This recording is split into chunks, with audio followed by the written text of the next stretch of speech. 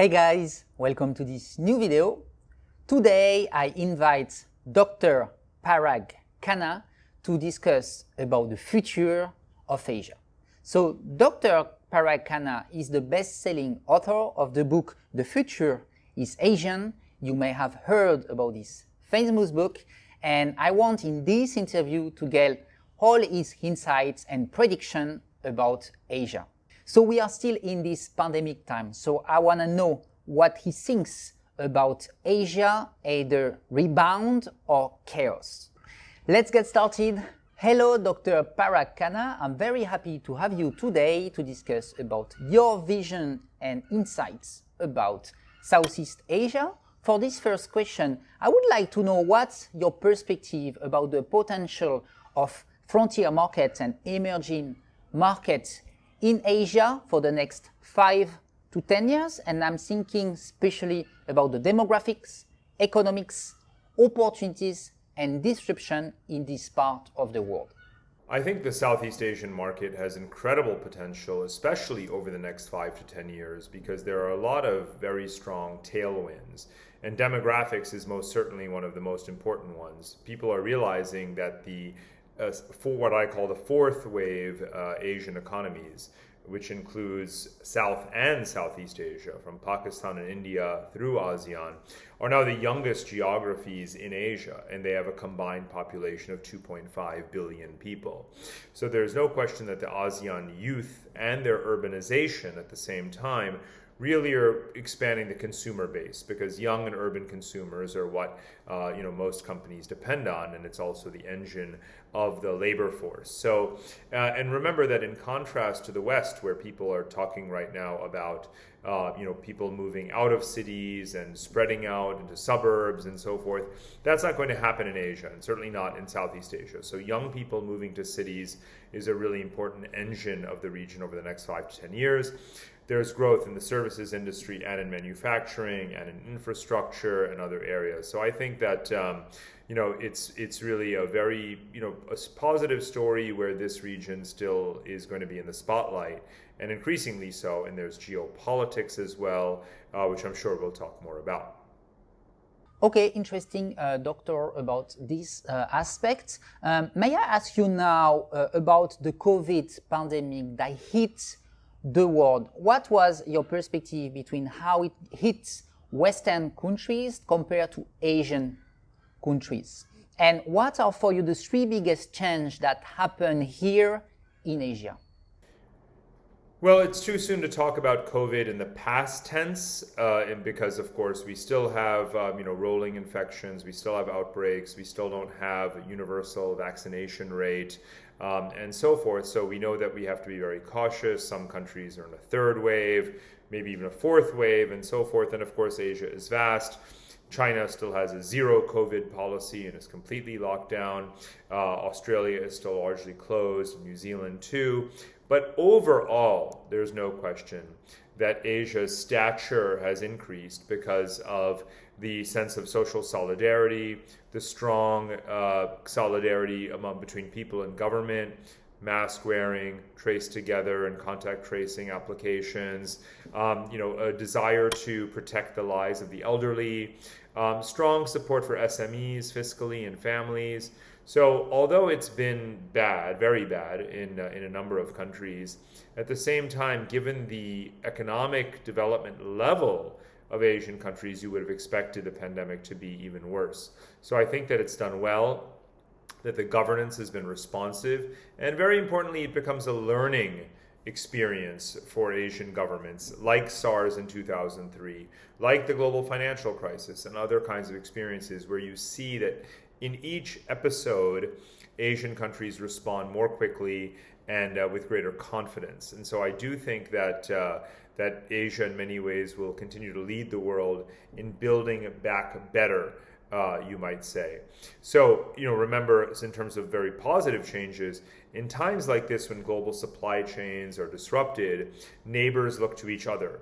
So the fact that the RCEP trade agreement was signed, during this pandemic is a very good example of that learning and that desire to continue to move forward rapidly, turning to one's neighbors and building and signing off on this huge free trade area is a really significant step. Thank you, Doctor, for those interesting facts and insights. Let me ask you now, in Asia, because we have some tension, right, especially between China and other countries in the region, how it would create potentially downtrend risks or other opportunities here in the market? Well, the geopolitical tensions in Asia are actually examples of the sort of tailwinds that I see supporting Southeast Asia, because now you have a lot of momentum around Western companies and investors pulling investment out of China or expanding beyond China to diversify their supply chains, to do more manufacturing of automobile parts, of medical equipment, even semiconductors, and various other technologies in Southeast Asia. So the geopolitics actually benefits this region economically. Again, there's RCEP, which will also help the region rebound and trade more with China. And indeed, there was just a China-ASEAN summit. ASEAN is China's second largest trading partner behind Europe, but the United States and Europe are bigger investors in Southeast Asia. And so in that sense, this region is benefiting from all of the interest to diversify those supply chains. Globally, that's actually very good because it increases overall capacity for production and reduces concentration risk in one place or the other. Importantly, here in this region, it simply creates a lot of jobs, and it improves technology, and of course, it helps to reinforce the positive cycle of the openness that the region is now showing. And open regionalism is the correct technical term for the trade orientation of countries in Southeast Asia. I see. Interesting.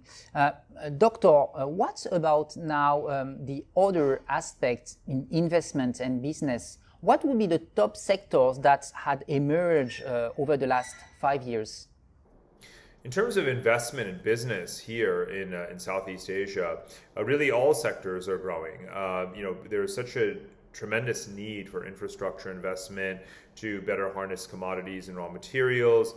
There's a need for infrastructure around transfer of energy, ports, construction, roads, highways, railways. It's all happening here. Then there's also infrastructure in cities as the urban population grows, second-tier cities growing in population and investment also. Again, transportation linkages between those cities. So those are the foundational investments that require, of course, public and private financing as well. And because governments here have borrowed in local currency in terms of their sovereign debt, they're able to make those long-term investments despite the strain of the pandemic.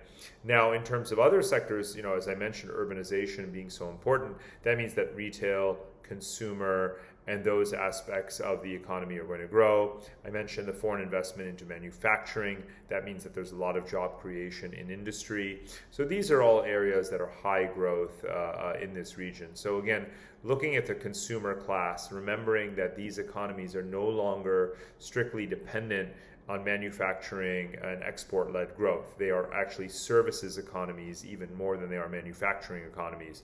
So looking at consumption and industry and agriculture, so primary, secondary, tertiary aspects of the economy are all growing very strong. So actually China has been leading Asia and brought many opportunities for foreign companies and investors who had great success over the last maybe 20 years, right? And now is a turn to smaller countries such as Cambodia, Vietnam, Myanmar, Indonesia, that are basically frontier markets, right, emerging. What are your thoughts about this and about this transition? So China has, of course, been a leader. It's still the reigning factory floor of the world. But as I like to say, Asia has multiple factory floors. It's multi-speed. It has multiple wheels. Japan is still a powerful economy in the region. China, of course, as well. The tiger economies like South Korea and Taiwan and Singapore, and now the fourth wave economies that I mentioned before, South and Southeast Asia. So Asia has many different wheels, driving it. And of course, China has an aging labor force and labor costs have risen. So you've seen a natural shift dating back several years of investment into Southeast Asia to capitalize on the lower wages. But now with the trade agreements, the connectivity, the improved productivity, and so forth, there is a secular momentum behind investing in this region simply to access these markets because a population of 700 million people is not to be ignored. Now within ASEAN, there's a lot of disparity and inequality, of course. And so whereas Thailand, Indonesia, of course, Singapore, Malaysia, particularly Singapore and Malaysia, have attracted the largest volumes of foreign investment. We are seeing more going in, of course, into Vietnam. Thailand has long been a favored destination, and Indonesia as well. So, all ASEAN countries are benefiting. The smaller ones, it will take more time, but the internal integration within ASEAN is a positive story. We're seeing more cross-border investment, more cross-border trade within ASEAN. So the supply chain is not just going to one country for one product, another country for another product, but you're starting to see suppliers reorganize so that there is a role for the smaller and weaker ASEAN economies as well. So I do think that they are going to be lifted by the tides. Interesting, Doctor. So actually you mentioned a lot about the opportunity, right, that come in those countries in the region. But right now we are still experiencing challenges in most of the countries in Southeast Asia, such as Vietnam and Malaysia, for instance. We got huge vaccination delay. The impacts of the economy are quite strong. So what would be the future for you in Asia? Would you expect a rebound or a chaos? Well, between rebound and chaos, I will choose rebound. And of course, that is what the economic evidence is telling us. You can clearly see that, there's a V-shaped recovery. It's slightly more prolonged, not as steep a curve in terms of the recovery as, we would have liked. But it's still a recovery. And if you look at even after the correction from COVID and things tapering again, the 5 to 7% growth in countries in this region is far superior to what we will have in Western economies, especially when their monetary policy and other stimulus starts to wear off. So I think that this region is still very well positioned. Of course, again, growth rates will differ country by country, but the real shift is the lateral one in terms of policies. So greater investment in digitization, more infrastructure investment, again, more social spending and support. These are all the platforms that governments are undertaking in order to stimulate and maintain positive economic momentum in the wake of the pandemic. Thank you, Dr. Para, for your insightful sharing today. I hope you guys enjoy this video. I will leave below in the description all the different links and resources of Dr. Parag Khanna if you want to learn more about his study, his work, and what he's been doing on the Asian scene over the last years. Check everything below. And if you have any question, any comments, and want to share with us your thoughts about the opportunity here in the region, feel free to drop and to leave a comment below. I'll be very happy to answer it. Thanks guys for watching. Feel free to leave a thumbs up and I see you in the next video. Thank you. Bye-bye.